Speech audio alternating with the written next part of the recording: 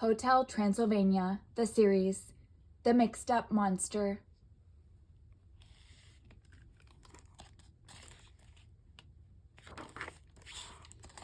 The Mixed Up Monster, adapted by Ximena Hastings. Hank and his friends are in the cafeteria at Hotel Transylvania. Hank is happily stuffing worm fries into his mouth when Pedro takes Hank's arm. Pedro uses Hank's arm to scratch his back. "Dude, I was using that," Hank says. "You guys really have to stop this." "Stop what?" asks Mavis. "This," shouts Hank, looking at his missing arm. "You use my hands to climb ladders. You use my legs to dance," Hank says. "Why do I have to be a monster that comes apart all the time?" "I would give anything to be in one piece," Hank says sadly. "I had no idea you felt that way," Mavis says. "We promise not to do it anymore," Wendy agrees. "Yeah, pinky swear," Pedro says as he steals Hank's pinky finger. "Maybe there is a way to keep you from coming apart, Hank," Mavis exclaims. "Get all the magnets, paper clips, and tape that you can." Hank and his friends get to work. Hank lies down on a table, looking nervous. Mavis and Wendy start taping Hank's scars together. "Do you really think this is going to work?" Hank asks. "Of course it is going to work. Tape is really strong," Mavis says. "Just wait until you see it." "Okay, Pedro, tilt Hank to the mirror," Mavis orders. Hank pulls on a switch to tilt the table up, but goes too far by mistake. The table is lifted up into a hole in the roof. "Hank!" they all scream. It is too late. Hank gets zapped. When the table comes back down, Hank looks very different. Mavis, Wendy, and Pedro try to pull off Hank's arms, but nothing happens. "Holy rabies!" Mavis exclaims. "Hank, you are a human boy!"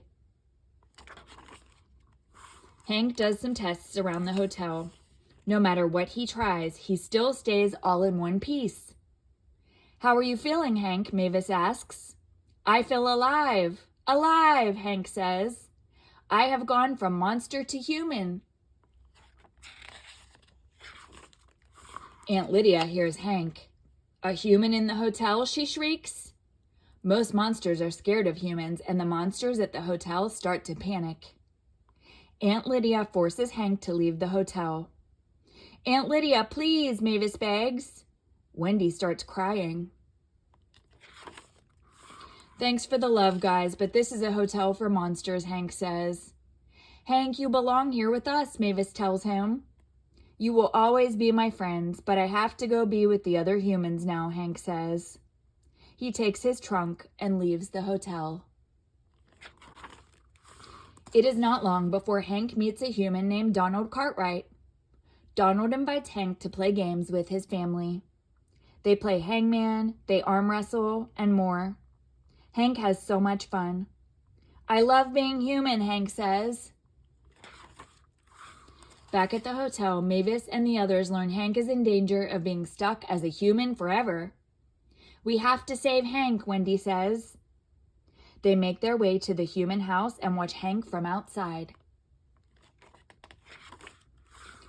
Inside, Hank wants to help the human family with things like dancing. He wants to help the monster way, but it does not work. His legs do not just come off like they used to. Hank misses being a monster. "I miss my friends, and I miss my old life. Even my scars are fading," he says. "What am I going to do? I do not want to be a human forever." Suddenly, Mavis has a great idea to save Hank. If Hank is in the house, and the house is zapped like he was, everything should go back to normal because... science, Mavis says. Mavis uses Wendy and Pedro to create a kite, and the house gets zapped. Hank goes back to being a monster.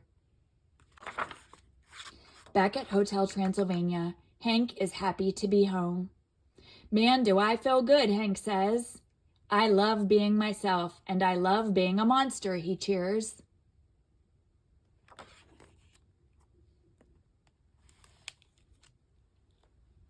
The end.